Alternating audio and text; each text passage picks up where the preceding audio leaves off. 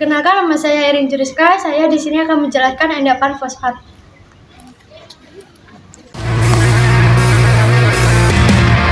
Saya Banjar Sofian Setioko, dan dalam materi teori fosfor kali ini saya akan membawakan materi tentang fungsi fosfor dan unsur fosfor. Maka saya akan menjelaskan tentang detritus dan detrifor dalam tanah.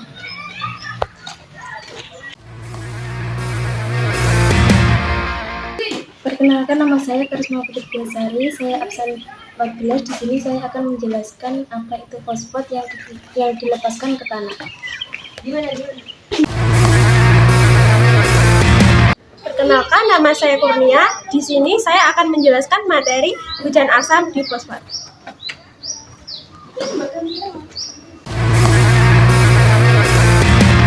Saya Muhammad Kanhyudin Alisa. Saya menjelaskan siklus fosfor.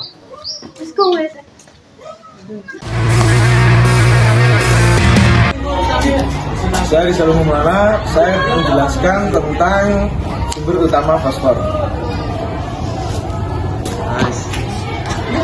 Siklus fosfor adalah siklus biogeokimia yang menggambarkan transformasi dan translokasi fosfor dalam tanah, air, serta bahan organik hidup dan mati. Penambahan fosfor ke tanah terjadi karena penambahan pupuk anorganik dan pupuk organik atau pupuk kandang, dan juga degradasi tanah serta dekomposisi bahan organik. Proses ketika fosfor bergerak melalui litosfer, fotosfer, dan hidrosfer, fosfor sangat penting dalam struktur dan fungsi tanah dan sel tumbuhan hewan. Contohnya, tanah di Australia yang secara alami memiliki persediaan fosfor yang rendah, sehingga diperlukan nutrisi tambahan dalam sistem peternakan komersialnya. Secara umum, fosfor memiliki dua fungsi biologis yang dibutuhkan dalam pembentukan nukleotida yang terdiri atas molekul DNA dan RNA. Secara khusus, DNA dihubungkan melalui ikatan ester fosfat, yaitu DNA helix ganda. Selain itu, kita dapat menemui kalsium fosfat yang merupakan komponen utama dalam pertumbuhan gigi pada mamalia. Eksoskeleton serangga, membran sel, fosfor. Pada batuan kerap memiliki mineral fosfor primer yang melimpah. Reaksi pelapukan didorong oleh paparan mineral ke asam alami yang berasal dari aktivitas mikroba. Batuan melepaskan fosfat terlarut ke tanah yang diserapkan tanah dan dikembalikan ke tanah melalui pembusukan. Konsentrasi fosfat terlarut di tanah tetap rendah karena penyerapan oleh tanaman.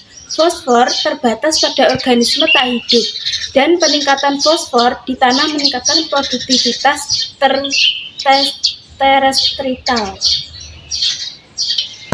Misalnya, jika terjadi hujan asam setelah produksi ekosistem menghubungkan fosfor secara biologis, fosfor akan pindah ke konsumen.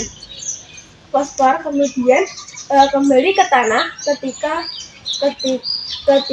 konsumen melakukan ekskresi fosfor oleh diskresi.